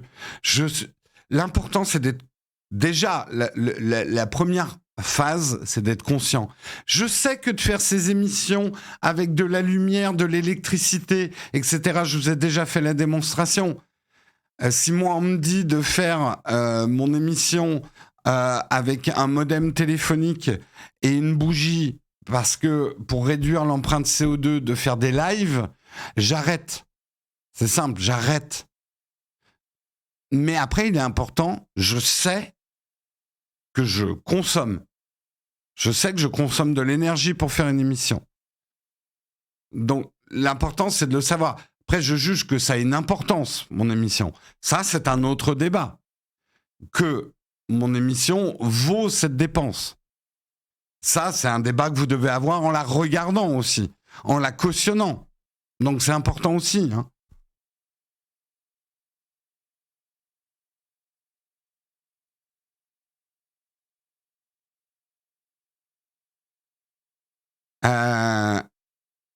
Il faudrait arrêter l'émission, alimenter l'émission sur un vélo, ouais.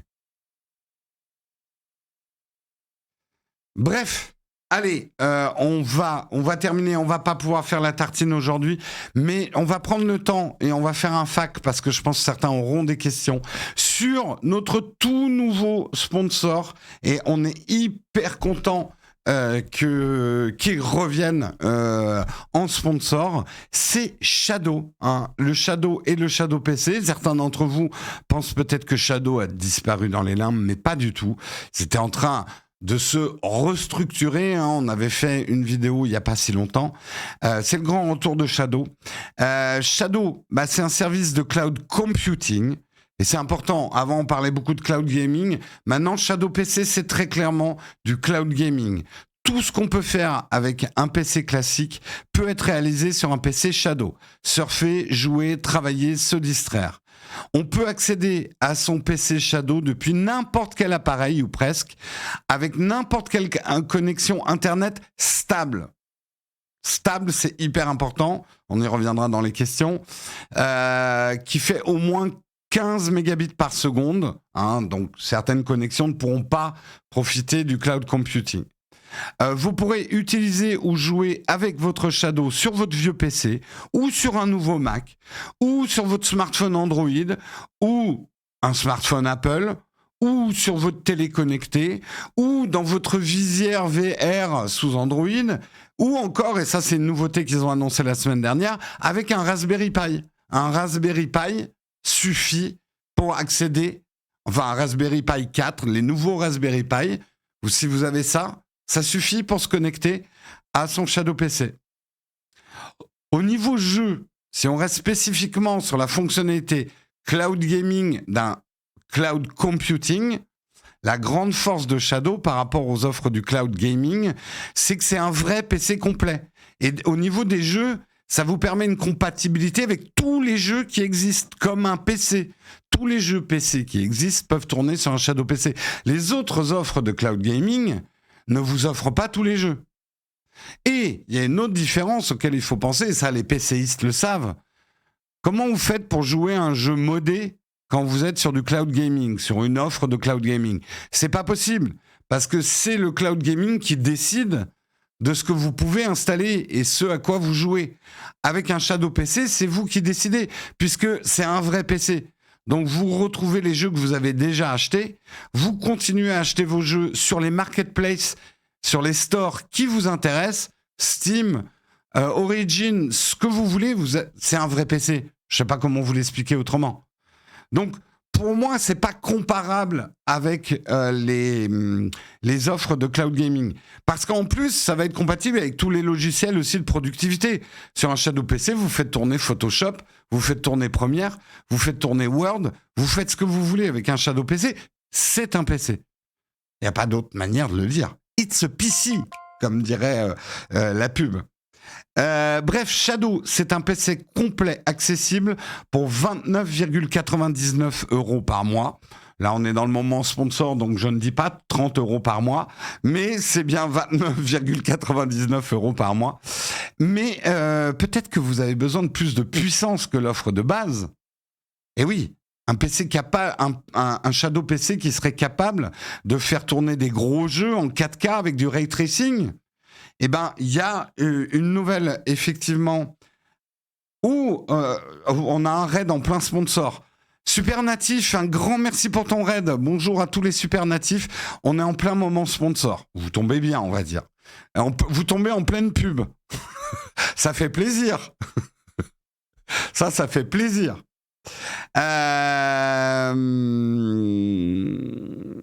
Où est-ce que j'en étais du coup ?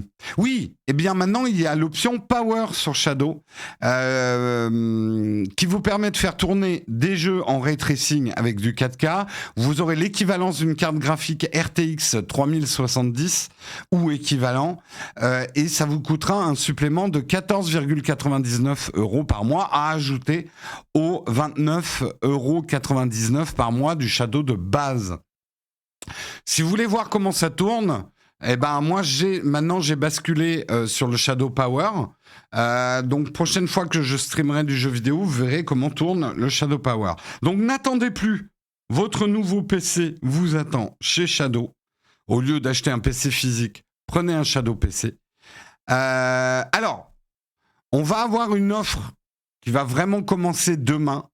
Mais là, j'aimerais quand même attirer votre attention sur l'offre qui existe jusqu'à ce soir chez Shadow. Comme vous le voyez à l'image, vous avez moins 30% sur vos 3 premiers mois, mais utilisez quand même le lien qu'on va vous donner dans le chat, au moins pour que les gens de chez Shadow savent que vous venez de la part de Nowtech. Donc, n'utilisez pas le code Nowtech10, ça vous pourrez l'utiliser à partir de demain pour avoir 10 € de réduction. Mais par contre, utilisez le lien qu'on vous a donné vous abonner. Comme ça, c'est ce qu'on appelle un lien traqué. Vous allez traquer, mais au moins ils sauront chez Shadow que vous venez de la part de Nowtech. Donc ça, c'est important pour nous.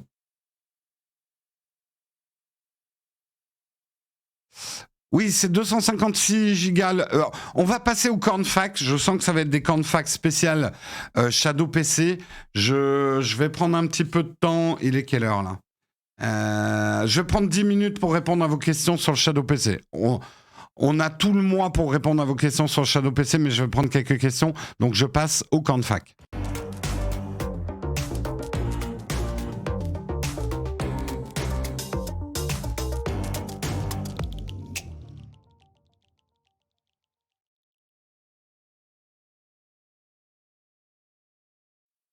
Alors, sur le Shadow PC, je vais débunker 2-3 trucs. Oui, il n'y a que 256 Go de SSD sur un hybride SSD qui est fourni avec le Shadow de base. J'ai 3 choses à vous dire là-dessus. D'abord, vous pouvez prendre du stockage supplémentaire, mais ça va vous coûter de l'argent supplémentaire. La deuxième chose, c'est que si le problème c'est du stockage pur de vos photos ou ce genre de choses, sachez quand même que vous pouvez très bien utiliser un disque externe avec votre Shadow PC. Si vous branchez un disque, par exemple sur votre iPad, alors que vous êtes en train d'être sur votre Shadow PC, il sera reconnu et vous pourrez y mettre vos photos. Donc vous pouvez utiliser des disques externes avec un Shadow PC. La troisième chose concernant les jeux. Il faut bien comprendre un truc sur un Shadow PC. Là, c'est pas un PC comme un autre, c'est que vous profitez de la bande passante du Shadow PC, puisque c'est les serveurs. Donc, installer un jeu va extrêmement vite. Vous n'êtes pas obligé, même dans le cas d'un très gros jeu, de le garder installé à chaque fois que vous voulez jouer. Pour vous donner un exemple, Cyberpunk, qui est un des plus gros jeux que j'ai actuellement, m'a pris entre 10 et 15 minutes pour s'installer sur Steam à travers mon Shadow PC. Donc ça va, en fait. Si, il y a des... Alors oui, offre de stockage, on en parlera sur Newt. Vous pouvez le voir aussi là. Shadow lance un nouveau produit qui s'appelle le Shadow Drive. Ça, c'est exactement comme un Google Drive, mais de manière souveraine. C'est-à-dire que ça appartient pas à Google. C'est open source. C'est souverain, c'est en Europe, c'est garanti. C'est l'offre Shadow Drive qui va être gratuite, mais qui n'a rien à voir avec le Shadow PC dans l'absolu. Shadow Drive gratuit, 20 gigas gratuit, si vous voulez tester le Shadow Drive. Avec le gros avantage, c'est effectivement que c'est complètement souverain, sécurisé et que c'est pas chez Google. Voilà, pour le Shadow Drive, ça a été lancé. Mais à ne pas confondre avec le stockage, effectivement, de votre Shadow. C'est pas la même chose.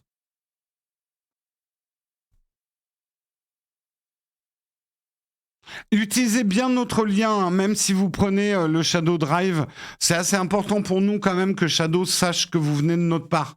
Sinon, ça sert à quoi qu'on fasse de la pub, nous ? Ça ne nous rapporte pas d'argent après.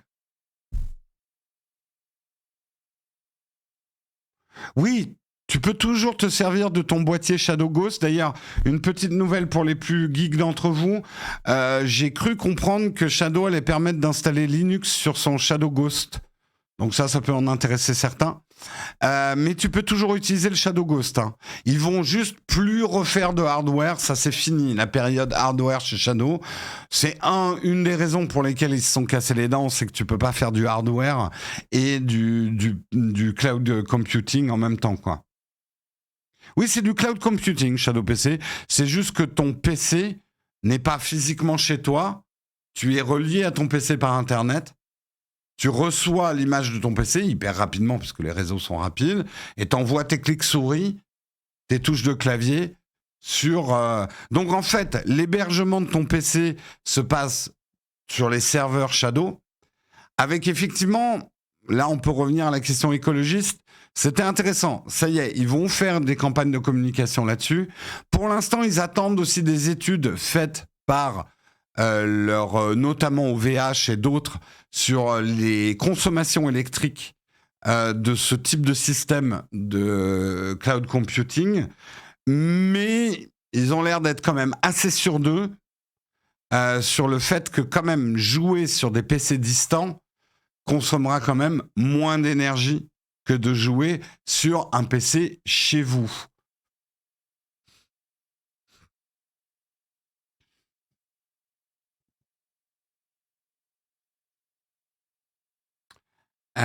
Je regarde un peu les questions.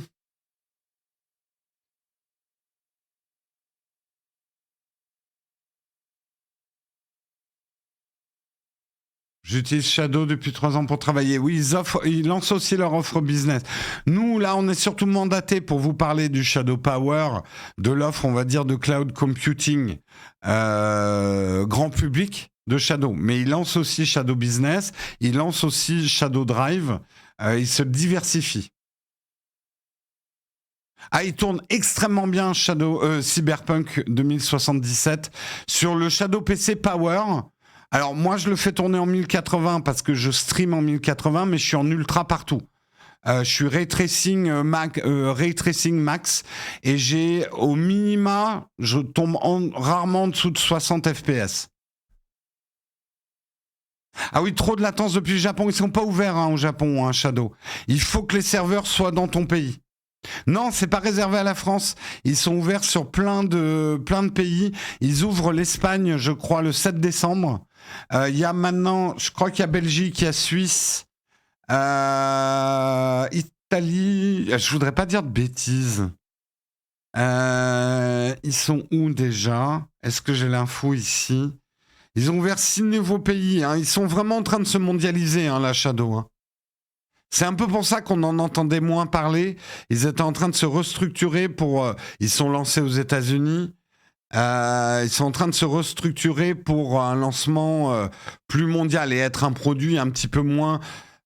disons que la France était un peu la bêta de Shadow et du concept Shadow. J'arrive pas à trouver les infos sur les pays.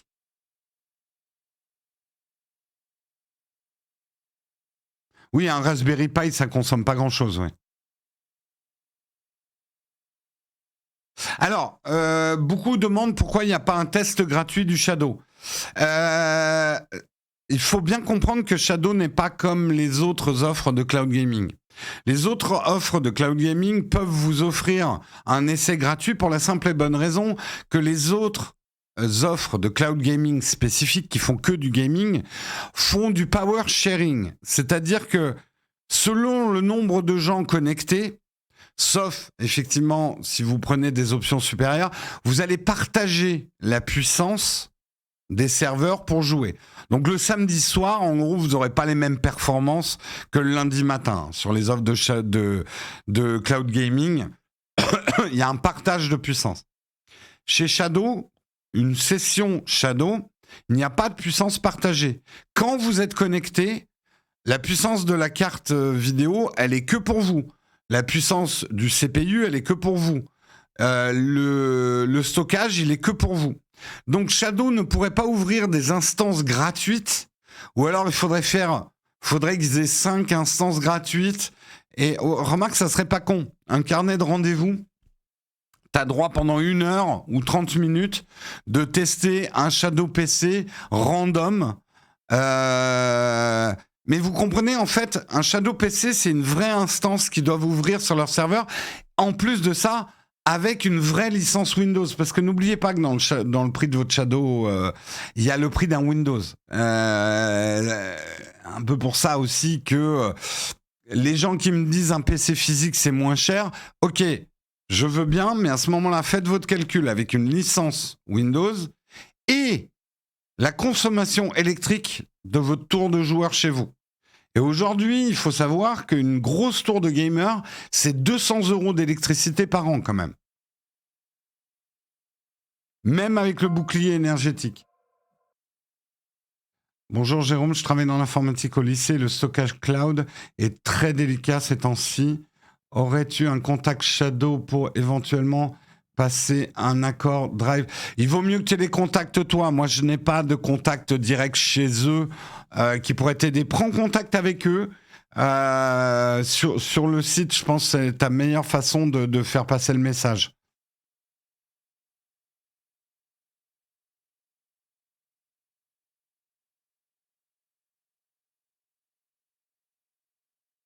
Alors, revenons sur la connexion, parce que c'est le vieux truc. Je sais que certains d'entre vous ont eu une très mauvaise expérience de Shadow. On va pas se le cacher. Beaucoup ont été déçus. Ça marchait pas bien chez eux. Les deux seules choses que je peux vous dire. D'abord, Shadow n'est pas fait pour tout le monde. C'est triste, mais ça ne marchera pas chez tout le monde. Si vous n'avez pas la connexion qu'il faut, ça ne marchera pas. La deuxième chose, c'est comment améliorer votre connexion. Et là, je m'adresse même aux gens qui ont la fibre. C'est pas une question de prendre la fibre ou quoi que ce soit. Vraiment pas. La question, c'est la stabilité de votre connexion. C'est pas la vitesse de votre connexion, c'est la stabilité. Et je vous garantis que la hotline de chez Shadow ont 1 milliard d'histoires de gens qui les appellent en disant « J'ai la fibre que je paye 90 € par mois. Elle est hyper rapide, je télécharge tous mes trucs super rapidement et votre truc, j'ai 2 secondes de latence quand je l'utilise. » Et là, généralement, après enquête, il s'avère que le mec, ok, il a une box internet hyper rapide, mais il est relié à sa box internet chez lui avec un CPL sur un réseau cuivre de merde. Ou alors il utilise un Wi-Fi 2, enfin une vieille borne Wi-Fi qui prend la poussière depuis 15 ans dans son placard. Ou alors, ça aussi je l'ai entendu, des gens qui ont des périphériques de gamers qui sont connectés en Bluetooth, mais un Bluetooth datant de la Première Guerre mondiale, qui a une latence de folie. Si vous cumulez la latence de l'écran, la latence de vos périphériques Bluetooth, et souvent il y en a, ça ils m'ont dit que c'est un problème qu'ils avaient aussi souvent, les gens qui utilisent un casque Bluetooth qui n'est pas aux dernières normes Bluetooth ont une latence de retour son de leur jeu à cause de leur casque. Et ils se disent merde, ça vient du Shadow en fait. Donc en fait, juste un truc qui est hyper important à comprendre, la stabilité de votre connexion va souvent venir du dernier mètre. Le dernier mètre, c'est la liaison entre votre box et le device que vous utilisez pour vous connecter au Shadow.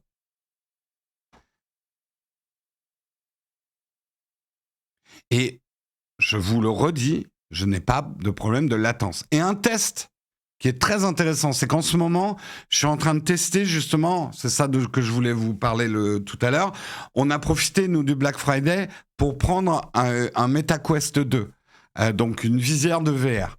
Et je suis en train de tester l'alpha de Shadow en VR. Donc comprenez le principe.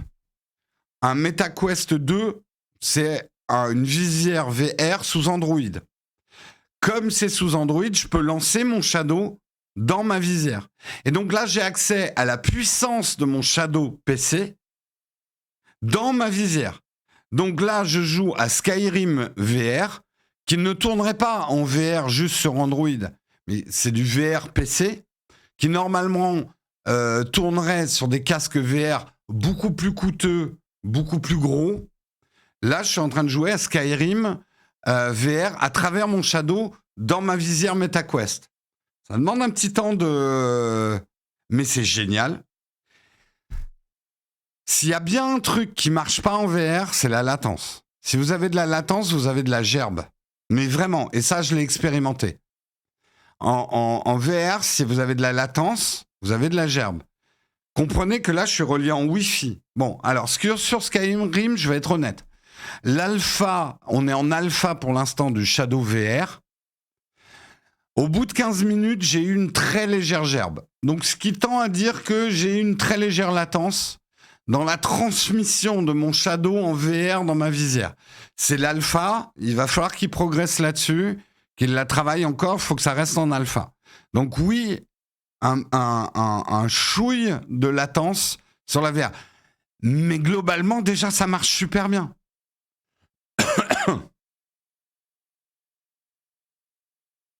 Shadow, non, de plus en plus quand même, la boîte ils se sont tellement fait bâcher en France, je pense. Shadow est une boîte internationale, hein. Ils ont des bureaux aux États-Unis et tout ça. Hein. C'est pas Shadow Cocorico. Hein. D'ailleurs, ils ont refait tout leur site et toute leur interface pour pouvoir traduire rapidement leur site internet puisqu'ils se lancent dans de plus en plus de pays. Donc aujourd'hui, moi, tout ce que j'ai envie de vous dire, c'est prenez un mois de Shadow. En ce moment, vous avez moins 30%. À partir de demain, avec notre code Nowtech10, vous aurez 10 € de réduction sur votre premier mois. Maintenant, c'est sans engagement un Shadow. Vous pouvez vous désabonner tout de suite. Donc, en gros, vous allez pouvoir tester pour une vingtaine d'euros. Vous allez pouvoir tester Shadow si ça marche chez vous ou pas. Système Shadow peut se greffer sur n'importe quel opérateur Internet. Je peux pas te répondre parce que un opérateur Internet n'est pas capable aujourd'hui d'assurer une qualité de connexion la même à tout le monde. Donc si je te dis ça marche très bien avec Orange, je n'aurais rien dit. Parce que certaines personnes chez Orange, ça n'a pas marché du tout en fait.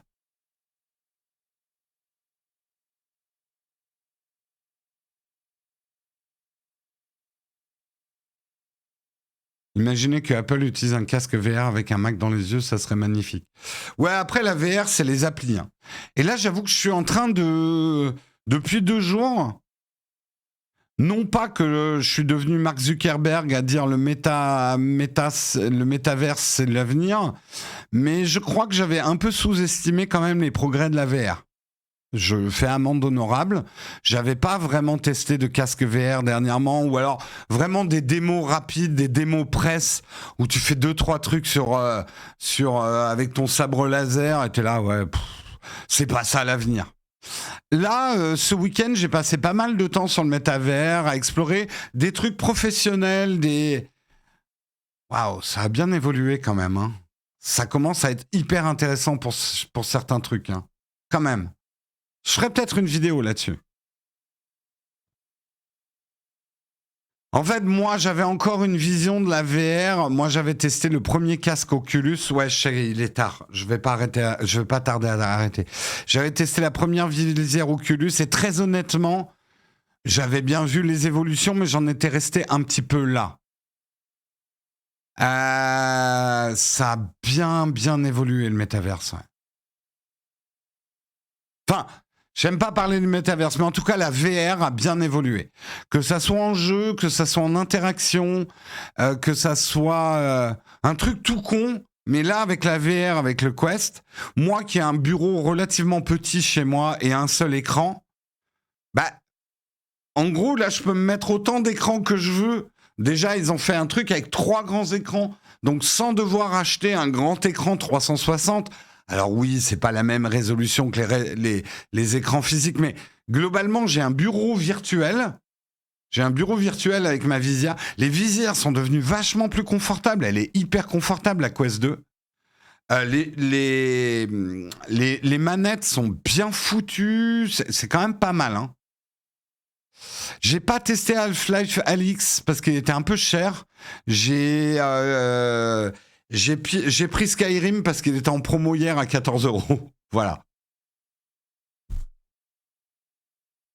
Donc voilà, si vous aviez un peu lâché l'histoire de la VR, ça sert à rien. Je dis pas que ça serve encore beaucoup. Mais il y a des trucs que j'ai trouvé vraiment intéressants dans mon expérience du week-end. Après, est-ce que ça va terminer dans mon placard dans un mois? Ça, c'est une autre expérience. Alix sur Shadow, oui, on m'a dit qu'il tournait très bien. Moi, j'ai constaté quand même une légère gerbe. Bon, après, le truc, c'est que dans Skyrim, j'ai activé le mode de mouvement réaliste. Celui où, avec la gâchette droite, t'as tous tes mouvements de tête. Je pense que c'est ça qui me file un peu la gerbe. Je vais essayer en ayant des mouvements de tête un petit peu plus lents. Alors, ça a rien à voir avec les mouvements de tête que tu peux faire avec ta visière, mais c'est les mouvements de tête en déplacement. Faut avoir joué en VR pour comprendre ce que je suis en train de dire. Ce que je trouve gênant, c'est l'angle de vision qui n'est qu'à 110. Oui, je suis d'accord que pour l'instant, en fait, on voit un monde à 360 à travers des jumelles. C'est ça qui est un peu bizarre.